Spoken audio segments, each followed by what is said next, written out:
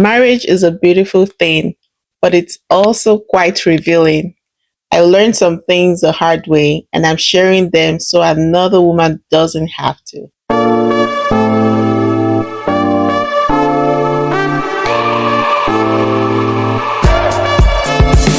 The number one thing I wish I knew before I got married is that love is not enough. I don't know where I need to say this. I don't know how loud I need to say this, but love is never enough. Chemistry is not compatibility. Love is not going to fix things like values, morals. There's just so many things that love cannot fix. I know when we love someone, we get so carried away, like, oh, I love him so much. But trust me when I say love is not enough. When the days are hard, when you don't even like the person that you're with and you still need to love them, just loving them is not going to be enough to take you through those days. And I wish I knew that before getting married. The second thing I wish I knew before getting married is that no one is responsible for your happiness. I guess for me, growing up in a childhood where, I had a kind of sad childhood, I used to fantasize about marriage and look forward to marriage as, that's where I'm going to be fully happy and the other person is responsible for my happiness, just like I am responsible for their happiness. That was the mindset I had before getting married. And at the end of the day, happiness is an inside job. You need to be complete and whole and happy before you get married or attached to someone else. No one is responsible for your happiness. Marriage are two whole people coming together to become one. It's not half person and another half person. So you have to be whole. You have to find joy and happiness from within. I don't even think it's fair to put so much weight on the other person and think they are responsible for making you happy. It's not their job. Your job is to be happy first, then you meet another happy person, and then when you come together, they add to your happiness. So it's like an addition, not that they're fully responsible for your happiness. I wish I knew that before I got married. The other thing I wish I knew before I got married, number three, is don't lose yourself in your marriage. Don't put your life on pause. I wish I knew this before I got married because a healthy partnership supports your growth, supports your vision, supports you support all your dreams and aspirations. You're supposed to add to each other and help each other to achieve your goals and your dreams. But a lot of women are guilty of this. The minute we get married, we forget about ourselves. We bury ourselves into the role of being a wife, being a mother, if you have children, and you just get lost in the sauce, like like the young people would say. You get so carried away with your roles and responsibilities that you forget who you are. You put your life on pause, and then you lose yourself. And that's why so many women, after being married for a while, they don't even have an idea of who they are or what they want or who they are becoming because they've lost themselves in all their roles and responsibilities.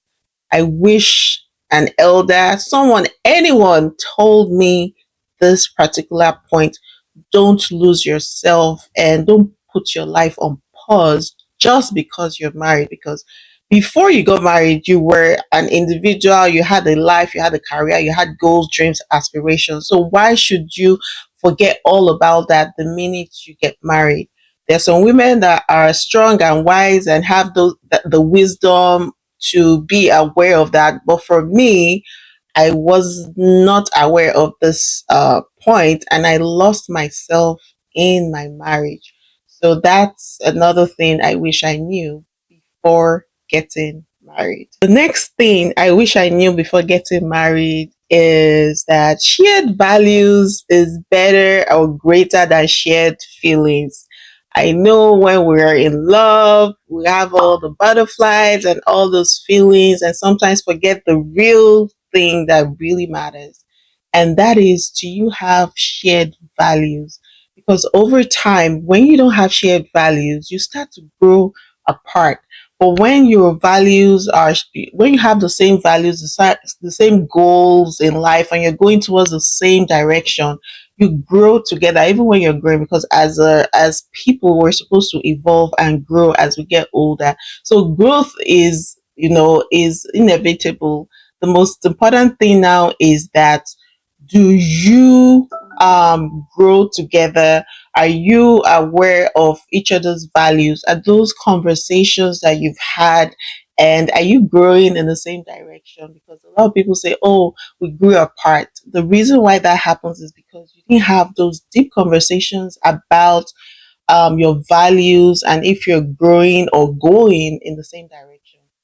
Wish I knew this before I got married. The other point of what I wish I knew before I got married is, as a Christian, I think just because someone say they're a Christian doesn't mean that they fear God. And it is important to make sure that what they're saying matches how they live. It's not enough for them to say they're Christian. How do they live their life? Are there times that they've said things or they've done things that goes against your faith as a Christian, or goes against your character as a person? So if someone is saying they're Christian and they have a title in the church, even if they're a pastor, whatever they are, that is not enough for you to be sure that you're aligned on your faith. So make sure that you test all spirits. Even the Bible says test all spirits. Just because someone says they're Christian doesn't mean they truly are, or they abide by, the Christian faith and things like that.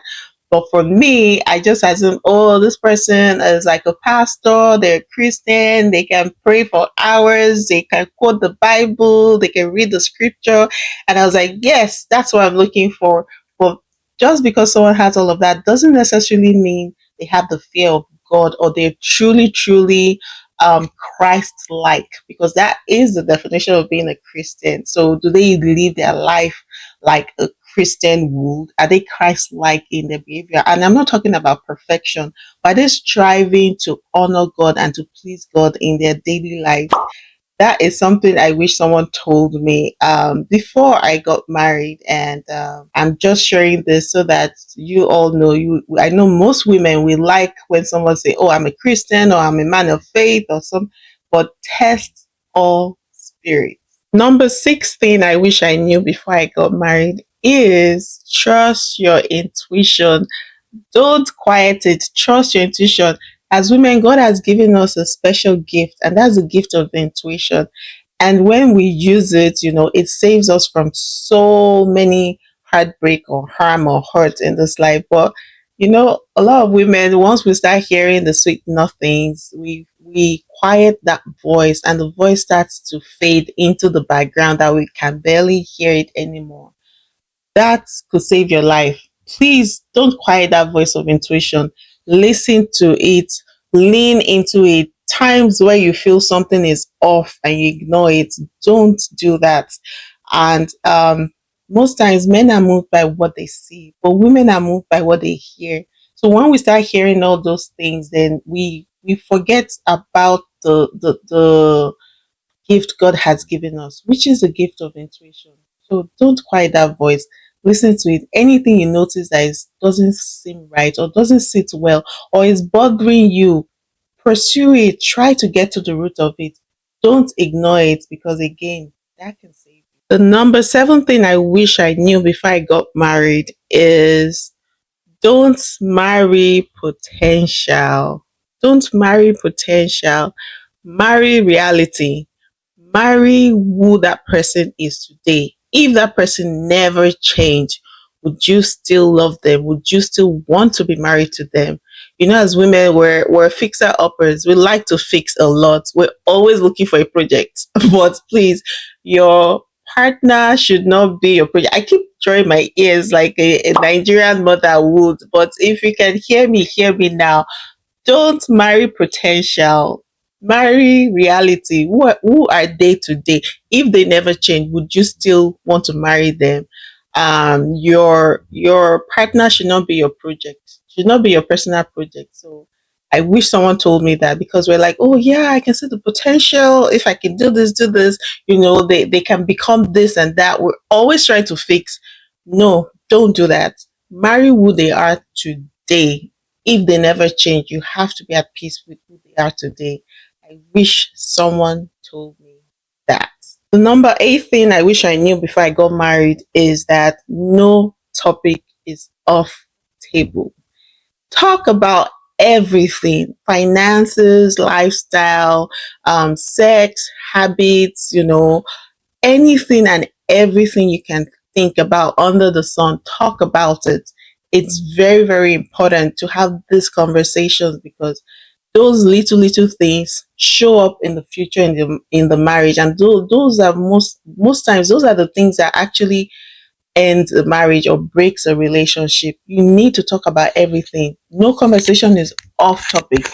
Everything. I'm even thinking, oh, toothpaste, washing dishes, leaving dishes overnight, or the sink should be empty, or taking trash out, what side of the bed they like to sleep on, the temperature of the AC, little mundane things. It will shock you that those things become big issues. So transparency from the beginning is very important. Talk about anything and everything. That is key in having a successful marriage. The number nine thing I wish I knew before getting married is: don't excuse bad behavior. Don't.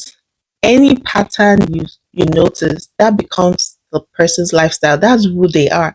Don't ignore all those patterns. Don't give excuses. Sometimes we overthink in our head. We're like, oh, maybe he didn't call me because maybe he was tired. Let him tell you that himself. And even if he's tired, that doesn't stop him from communicating and saying, oh, I'm sorry, we can't talk today. I'm really tired. I'll call you tomorrow.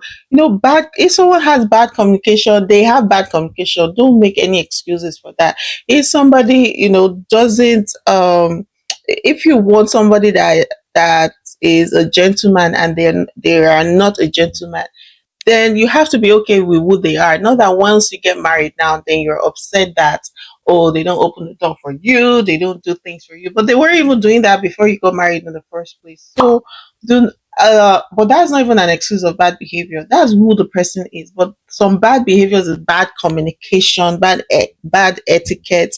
They're just things. Or somebody that is rude or kind. Just because someone is kind to you, but they're rude to the waiter that is serving them, or they're rude to people around, doesn't that means they're a rude person? And then you're like, oh boy, he's very sweet to me, or he's kind to me. Yes, until the day he's not. So don't give excuses for bad behavior at all. When somebody is inconsistent with how they show up for you in your life, that means they're an inconsistent person. Do not give excuses for bad behavior. Anything that you either can nip in the bud, address it and see if there's a change. If there's not, then that is who they are. You're either okay with that or you're not. So pay attention to that before you get married. I have a bonus point that I'm going to talk about after I talk about the 10th thing I wish I knew before I got married.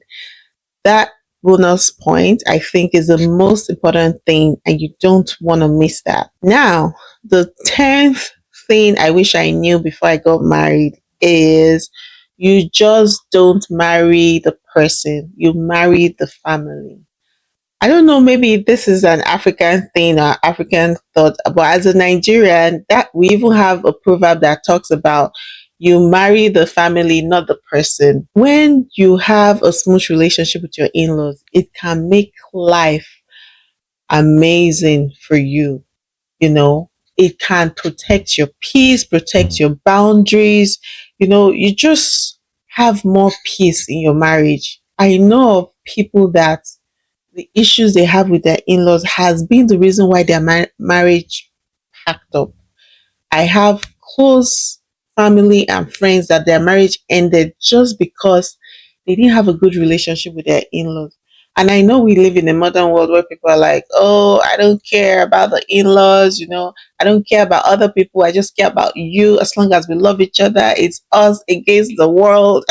Yes, all that sounds amazing until when your in-laws start frustrating you and frustrating your marriage and start causing issues from nowhere, just tiny things, family gatherings, family parties, events, situations is always stressful and put so much strain on your relationship. The family dynamics can bring peace or chaos, period. We all know that.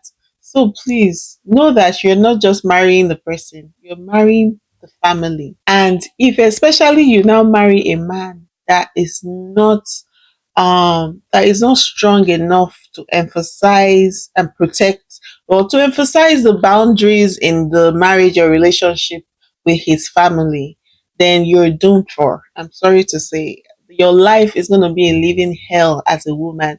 I'm sure a lot of you can testify to that fact, that marrying a person that the in-laws or your in-laws don't like you is frustrating, and it can even be a lonely journey. So if you can strive for peace, please try to strive for peace, because that can bring you so much more joy and happiness in your marriage. The bonus point I want to add is that heal before you deal.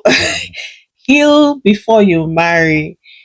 Marriage should be two whole people coming together and becoming one, not one half person and another half person.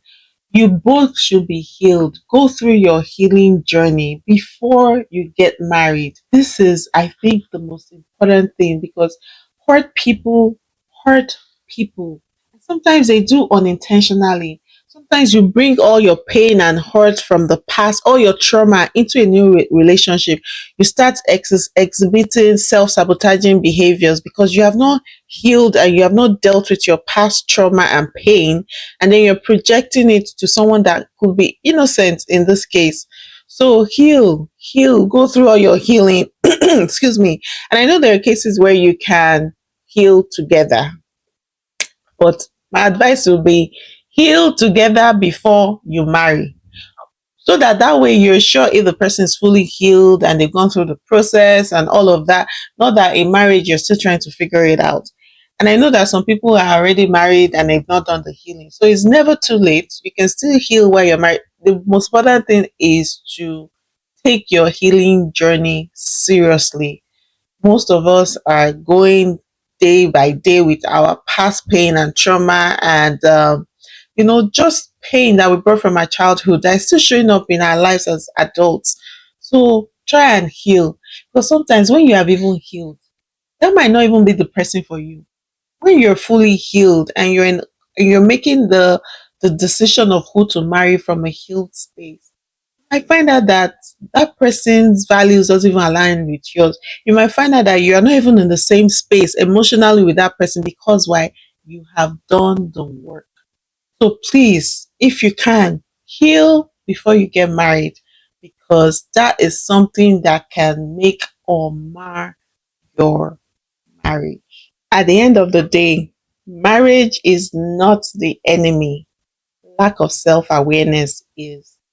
These lessons from me didn't come easy, but they brought wisdom. Whether you're married, you're planning to get married, or you're divorced, remember to protect your peace and know your worth. If this helped you, remember to subscribe for more conversations about identity, relationships, and rediscovering yourself.